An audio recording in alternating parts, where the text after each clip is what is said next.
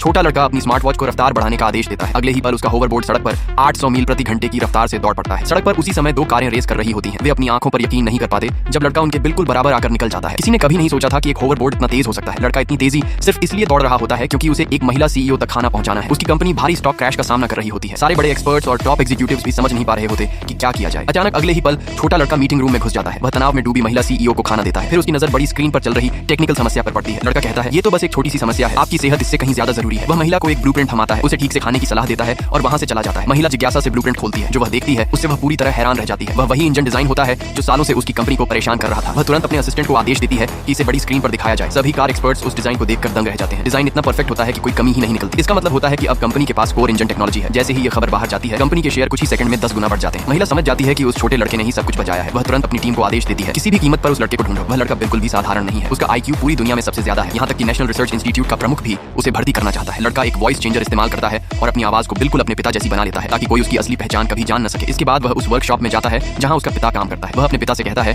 कि उसने उनके लिए एक अच्छी गर्लफ्रेंड ढूंढ ली है। पिता जवाब देते हैं कि उनकी पहले से ही एक गर्लफ्रेंड है। तभी अचानक लड़के के ईयरपीस में अलार्म बज उठता है। वह तुरंत हाईटेक चश्मा पहन लेता है। अपने घर में मौजूद इलेक्ट्रॉनिक तोते के जरिए वह देखता है कि उसके पिता की गर्लफ्रेंड कुछ अजीब हरकत कर रही है। लड़का तुरंत अपने पिता को खींचकर वापस घर ले जाता है, लेकिन वहां पहुंचने पर सिर्फ वही गर्लफ्रेंड मौजूद होती है। लड़का फिर से अपने चश्मे को चालू करता है और एक्सरे विजन मोड ऑन कर देता है। कुछ ही देर में उसे घर के अंदर कोई और छिपा हुआ दिखाई देता है। वह जानबूझकर अपने कपड़े भिगो लेता है और अपने पिता से अलमारी खोलने को कहता है, लेकिन पिता की गर्लफ्रेंड उसे तुरंत रोक देती है। यह देखते ही लड़का अपनी घड़ी में मौजूद इलेक्ट्रिक शॉक फंक्शन चालू कर देता है। लगातार झटकों के बाद अलमारी में छिपा व्यक्ति पूरी तरह झुलस जाता है।